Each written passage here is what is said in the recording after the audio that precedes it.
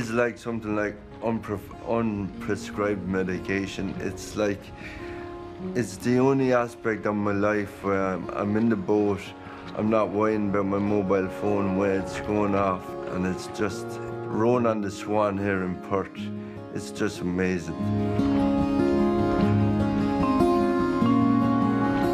Kevin Wall is at home with the birds, gliding along the Swan while Perth wakes up. He loves this place, but he's not sure how much longer he can stay. My future is in Perth, hopefully as a citizen, and I want to be an asset to the country as much as I want to be a part of the community and be a citizen. The Irish mechanic has cerebral palsy and wants to represent his adopted home at the Rio Paralympics next year. To become an Australian citizen in time, he must first pass an English exam, known as the International English Language Testing System, or IELTS. The test covers reading, writing, speaking and listening. So you failed 3 times on 3 different elements? Yeah, so there's, I don't know, even to do revision, I'm shooting in the dark. He's no stranger to struggle, but this is now a race against time and against a test he can't believe has caused him so much grief. I mean, English is your first language. How does that feel to be failing the test? I've been practicing English about 29 and a half years at this stage.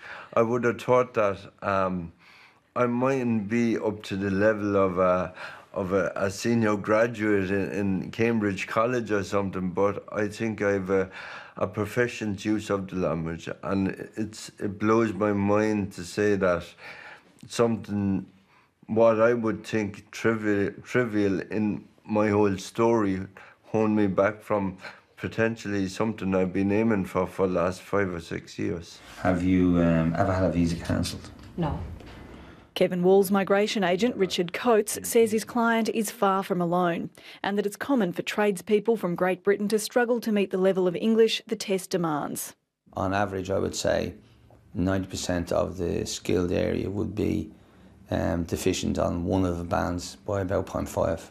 It's demeaning to them personally, and it also is degrading to them on a level that they feel that because they come from an English-speaking background that they should be able to achieve any level of English. One of the inventors of the test isn't surprised some English speakers are failing it and says it was never meant to be used as an immigration tool. It concerns me greatly. It was not developed for that purpose, and as a person who's spent a lot of his life working in the area of testing, it seems to me that it is unethical to be using tests that have been developed for one purpose for another.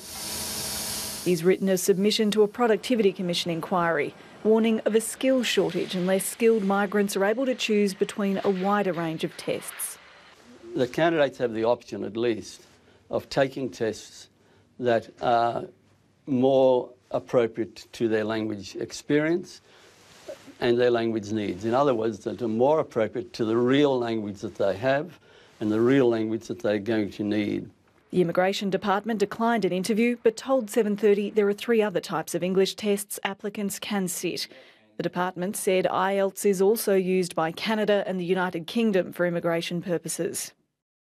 Someone told me a long time ago, don't give up on something that you can't go 24 hours without thinking about. Kevin Wall is hoping for some Irish luck, but in the meantime he's focused and fighting to try to create his own.